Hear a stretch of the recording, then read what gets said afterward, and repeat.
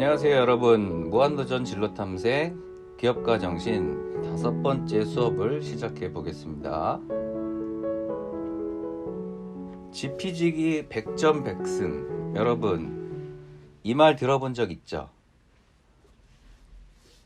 나를 알고 상대방까지 알게 되면은 100전 100승 한다는 말인데요. 여기 지금 화면을 보면은 다양한 기업들이 보이죠? 애플도 보이고요. 뭐 페이스북, 마이크로소프트, 구글 이런 글로벌 혁신 기업들이 굉장히 많이 보이는데요. 오늘은 여러분들이 세상을 변화시킨 혁신 기업을 분석하라. 기업에 대해서 한번 분석을 해볼 거예요. 우리가 창업을 하기 전에 지금 현재 잘 나가고 있는 기업이 어떻게 승승장구하고 있는지, 어떤 혁신을 일으켰는지를 먼저 분석하고 파악을 한다면은 앞으로 우리가 회사를 창업할 때 보다 더 나은 회사로 성장시키기 위해서 좋은 참고가 될 수 있겠죠. 그래서 창업을 대비하는 수업 분석이란 것을 오늘 배워볼 텐데요. 수업 분석이란 뭐냐? 정의를 한번 내리자면요. 강점, 약점, 기회, 위기 등의 4가지 관점으로 구조화하여 데이터를 수집하는 거예요. 그 회사의 강점, 약점, 어떤 기회가 왔는지, 어떤 것을 받아들이고 또 위기를 어떻게 극복했는지, 이런 것들을 수집해서 분석하는 기법으로 기업의 전략과 사업화 수립에 있어서 방향을 제시하는데 참고가 될 수 있는 거죠. 자, 그렇다면은 수압 분석을 조금 더 알기 쉽게 선생님이 한번 예로 설명을 해볼게요. 지금 미스터 트롯의 임영웅 씨랑 영탁이 보이죠? 자, 이 두 친구가 한 여자를 두고 경쟁하는 사이가 됐어요. 예를 든 거예요. 그래서 영웅이가 내가 영탁이보다 어떤 점이 낫고 어떤 점이 좀 부족한지 한번 분석을 해보자. 자체적으로 한번 분석을 해본 거예요. 수업 분석을 해본 거죠. 자, 첫 번째, 임영웅 씨의 강점. 강점이라고 지금 파악한 게 아무리 그래도 내가 영탁이보다는 잘생긴 것 같아. 스트렝스, 강점이라는 거죠. 친구보다 내가 더 잘생김. 영탁이보다는 잘생겼다라고 지금 분석을 한 거예요. 수업 분석 중에 첫 번째, S, 스트렝스, 강점을 분석한 거고요. 자, 두 번째, weakness, 약점. 그렇다면 내가 영탁이보다 약점은 없을까? 생각해보니까 영탁이는 군대를 갔다 왔어요. 군대를 갔다 왔는데 나는 아직 군대에 안 갔어요. 내가 만약에 또 군대에 가게 되면은 또 여자친구를 만날 기회를 놓칠 수도 있으니까 큰 약점이 될 수 있겠죠. 자, 세 번째, opportunity, 기회. 영어로 이제 기회라는 뜻인데요. 영웅이가 생각했을 때, 그녀는 유독 나랑 대화 시 잘 웃어. 그러니까 나한테 긍정의 신호를 굉장히 많이 받고 있다라는 것은 충분한 기회가 될 수도 있다라고 지금 판단한 거예요. 자, 세 번째, opportunity, 기회 분석을 한 거고요. 그럼 마지막으로 네 번째, 위협, threat. 그녀가 다른 남자 단둘이 걸어가는 것을 목격했어요. 영웅이가 영탁이랑 그녀가 단둘이 걸어가는 것을 목격했어요.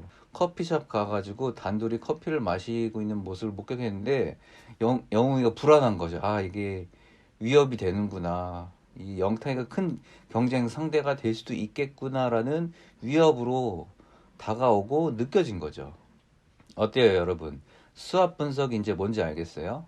그러니까 수압 분석이라는 것은 타 브랜드, 회사, 제품 이런 것들을 분석해가지고 우리 회사의 전략과 사업화 어떤 방향을 세우는 데 있어서 참고가 될 수 있는 자료 분석이라고 생각하면 될 것 같아요. 그러면 오늘 우리가 실제로 기업에 대해서 한번 또 분석을 해볼 텐데요. 선생님이 또 준비한 기업이 글로벌 거대 기업 아마존이에요. 여기 지금 사진 보세요. 여기가 어딜까요? 벽에 아마존닷컴이라고 써있죠. 아마존 창업자인 제프 베조스가 1994년에 창업을 했는데 그 당시 사무실이에요. 지금은 글로벌 거대 기업이 된 아마존이 초창기 때만 해도 이렇게 작은 사무실에서 시작을 했거든요. 간단하게 아마존에 대해서 얘기를 하자면요. 이 제프 베조스라는 사람이 1994년에 월스트리트 들어봤죠? 뉴욕에 금융가에서 이제 일을 했었던 사람이었는데요. 사표를 냈어요. 근데 그 사표를 내고 창업을 했는데 그 계기가 우연히 잡지에서 저런 기사를 보게 된 거예요. 인터넷 1년 새 2300배 성장. 자, 94년도만 해도 선생님도 94년이면은 고등학생 때였거든요. 그때 당시만 해도 인터넷이 빠르지 않았어요. 근데 점점 인터넷 속도가 지금은 이제 5G까지 왔잖아요. 그 당시 사진을 한 장 다운받는데 몇 분은 걸렸던 것 같아요. 몇 분. 그 용량에 따라서 시간 차이가 있었지만은 그 사진 다운받는 것도 지금 한 번에 사진이 한 번에 다 나오잖아요.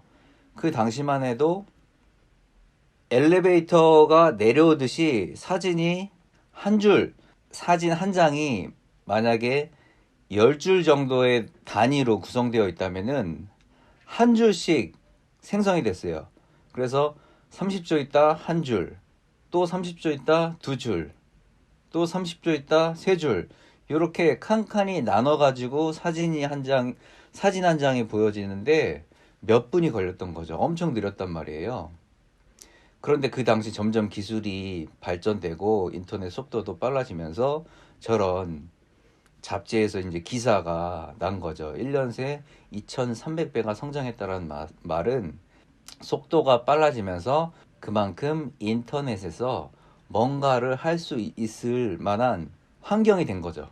그래서 이 제프 베조스라는 사람이 사표를 쓰고 95년에 온라인 도서 판매를 시작을 했어요.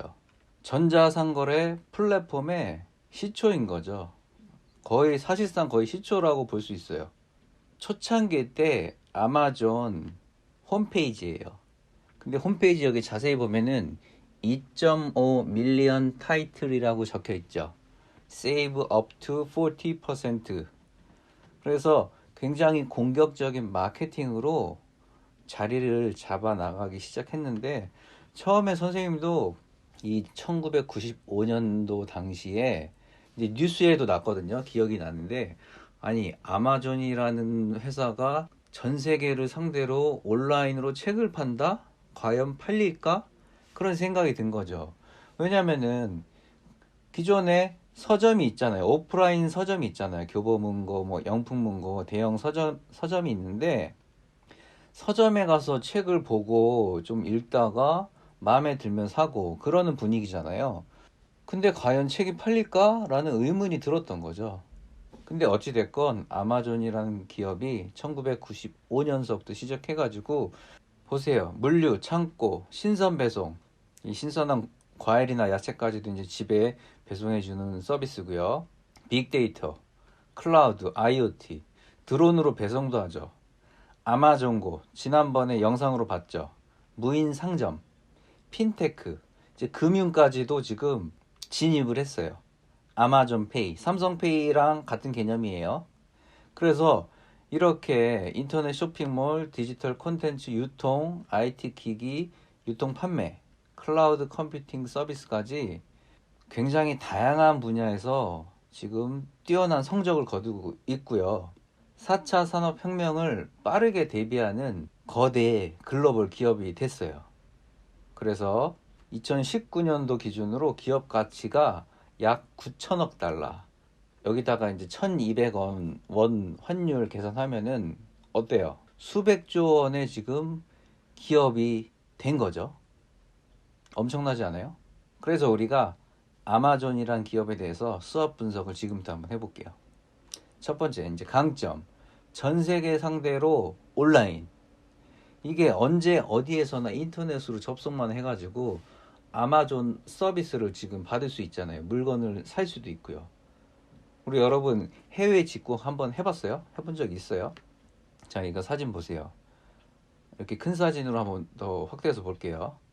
이게 지금 보이는 사진이 아마존 창고예요, 창고. 창고인데 지금 뭐 세볼 수 없을 정도로 뭐 수만 가지 물품 종류를 취급하고 있는데요.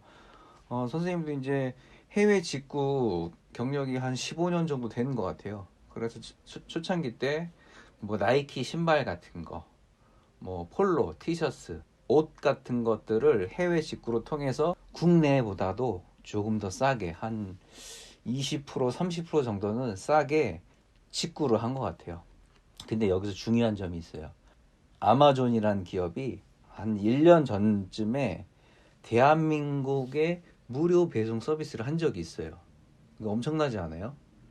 이게 보통 해외 직구는 배송료가 따로 붙거든요. 최소 10불 정도 붙는데 무료로 배송을 해줬단 말이에요. 특정 기간 동안에. 일종의 이벤트인 건데 이런 침대라던가 뭐 배라던가 뭐 오토바이크라던가 굉장히 대형 물건들을 무료로 배송해주는 서비스를 해가지고 그 당시 사람들이 엄청나게 물건을 구입을 했어요.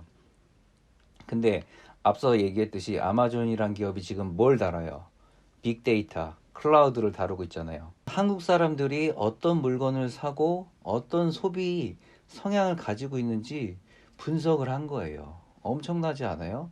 이런 분석을 바탕으로 향후 앞으로 아마존이라는 회사가 전 세계를 상대로 무료 배송을 할 것인지, 어떤 물건들을 판매를 할 것인지를 전략을 세울 수 있는 거죠. 여차하면은 아마존이 글로벌 기업이기 때문에 한국으로 진출을 할 수도 있어요. 한국으로 진출해서 이런 거대 창고들을 한국에다가 만드는 거죠. 그럼 당연히 미국에서 배송이 되는 게 아니라 한국에서 다이렉트로 직배송을 하기 때문에 배송비도 절약할 수 있고요. 한국에다가 회사를 하나 세울 수 있는 그런 교두보를 마련하게 될 수 있다는 거죠. 자, 이렇게 첫 번째 강점, 전 세계를 상대로 온라인 서비스를 할 수 있다는 것이 아마존의 최대 장점인 거고요. 두 번째로 기회를 한번 볼게요. 여기 사진 보면은 이게 뭐처럼 생겼어요? 지금 이게 바로 우주선이에요, 우주선. 아마존이라는 회사가 4차 산업혁명 대비 굉장히 발빠르게 미래에 대해서 접근하고 있는 게 지금 기회로 지금 가지고 오고 있는 상태예요. 실제로 우주 여행 상품을 개발해 가지고 이렇게 아마존이라는 회사는 새로운 기회를 포착하고 도전하는 기업이에요. 이렇게 지금 분석이 됐고요. 세 번째로 약점도 한번 짚고 넘어가야 될 것 같아요. 여러분, 문어발 산업이라고 들어봤죠? 예를 들어 볼게요. 우리나라의 현대자동차라는 대기업이 있잖아요. 자동차를 만드는 회사예요. 그게 메인인데 자동차 산업이 어느 정도 성장됐고 자리를 잡으니까 욕심이 나는 거예요. 그래서 다른 산업까지도 손을 대는 거죠. 자동차를 만드는 회사가 갑자기 빵을 만든대요. 베이커리 산업에 진출을 하는 거죠. 그럼 우리나라 지금 베이커리 산업 뭐 1등을 달리고 있는 SPC라는 기업이 있는데 그 기업의 브랜드가 뭐예요? 파리바게트죠. 근데 현대라는 회사가 갑자기 현대 바게트라는 빵집을 만들었어요. 이 대기업이니까 마케팅 능력도 있고 어떤 그 브랜드 인지도라는 게 있다란 말이에요. 그래서 SPC 파리바게트랑 또 경쟁을 붙으면은 또 출혈이 일어날 수도 있겠죠. 그럼 누구 손해예요? 둘 다 손해죠. 둘 다 손해가 될 수도 있고요. 이런 문어발 이런 문어발식의 이런 문어발식의 기업 운영이 많은 사람들에게 피해를 줄 수도 있다는 거예요. 편의점이라던가 이런 빵집, 파리바게트 운영하고 있는 소상공인, 작은 가게의 사장님들에게 피해를 줄 수도 있기 때문에 이런 것들은 약점으로 다가갈 수도 있고요. 그리고 이게 약점이 될 수 있는 게요. 기존의 노하우가 없으니까 현대가 베이커리 산업에 진출을 해도 실패할 확률이 높다라는 거죠. 그래서 아마존도 다양한 지금 분야에 도전하고 있고 합병도 시키고 다른 작은 회사들을 합병하고 있는데 이게 약이 될 수도 있고 독이 될 수도 있다라는 거죠. 이런 분석이 지금 약점으로도 보여줄 수 있는 부분이에요. 마지막으로 위협, 스레트라고 하죠. 자, 여기 사진 보면은 글로벌 굉장히 다양한 기업들이 많잖아요. 지금 애플, 삼성, 뭐 구글이라던가 뭐 LG 굉장히 많은데 지금 미래 산업이라는 먹거리를 위해서 마라톤을 달리고 있는데 지금 옆에는 애플이 있고 또 삼성이 있어요. 또 구글이 있어요. 누가 더 먼저 나를 제치고 치어 나갈지 지금 모르는 상황이에요. 그러다 보니까 이게 위협이 될 수도 있는 거죠. 애플이 나보다 더 먼저 우주 여행 산업이라던가 전기 자동차, 자율주행차를 개발해가지고 먼저 글로벌 산업을 성장시켜가지고 소비자들을 장악할 수도 있다는 거죠. 이런 점들이 아마존 기업 입장에서는 위협으로 다가올 수 있다는 거예요. 이런 식으로 강점, 약점, 기회, 위협, 스왑 분석을 해봤는데요. 스왑 분석을 함으로써 아마존은 어떤 강점이 있고 어떤 기회를 지금 가지고 있으며 약점이라던가 위협은 어떤 상황에 놓여 있구나 라는 것을 알 수 있었죠. 우리가 회사를 창업할 때 특히 아마존이랑 비슷한 회사를 나는 창업하고 싶어. 아마존이 다루고 있는 이런 제품 서비스에 대한 회사를 창업하고 싶어 라고 생각을 했을 때 먼저 아마존 회사에 대해서 알아보고 아마존이 이렇게 지금 잘하고 있구나. 이런 점은 못하고 있구나. 나는 이렇게 하지 말아야겠다. 라는 판단을 내릴 수 있는 기초 자료가 될 수 있다는 거예요. 수압 분석의 어떤 목적은 바로 이런 점인 거죠. 그래서 여러분들에게 이번 주 과제로 에어비앤비라는 회사, 지난번 동영상을 통해서 어떻게 에어비앤비가 성공했는지 영상을 통해서 확인했죠. 근데 이번 시간에는 수압 분석을 통해서 에어비앤비의 강점이 무엇이고 약점은 뭐고 기회는 또 어떤 기회가 있을지 어떤 것들이 위협으로 다가올지에 대해서 여러분들이 과제를 통해서 다음 시간까지 제출을 해줬으면 좋겠어요. 참고로 선생님이 힌트를 주자면요. 강점, 기본적인 강점은 글로벌 공유 숙박이라는 거예요. 또 하나 힌트를 더 줄게요. 지금 코로나 사태, 전 세계적으로 지금 코로나 사태로 인해서 항공산업, 숙박산업이 굉장히 위기에 처해져 있어요. 그렇다면 에어비앤비는 지금 어떨까요?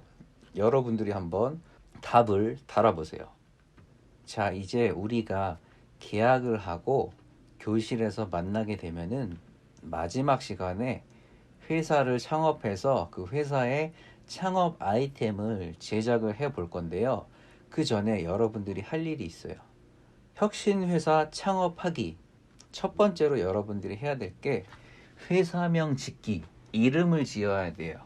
그렇다면은 이름을 짓기 전에 나는 무슨 회사를 만들고 싶다라는 것을 먼저 정해야 되겠죠. 그래서 어떤 회사를 창업할지를 정하고 그 회사의 이름을 짓는 것이 여러분들의 또 해야 될 일이고요. 여기 옆에 보면은 CJ 시푸드라는 회사 브랜드 로고가 있죠. 자, 여기서 CI라고 컴퍼니 아이덴티티, 회사의 그 정체성이라는 뜻인데요. 여러분들이 회사의 이름을 지을 때 그 회사에 담겨져 있는 어떤 의미도 있었으면 좋겠어요. 자, 그러면은 회사를 창업하면은 그 회사가 어떤 서비스, 어떤 제품을 만드는지 정해야 되잖아요. 근데 이런 제품이 누구를 위해서 만드는 건가?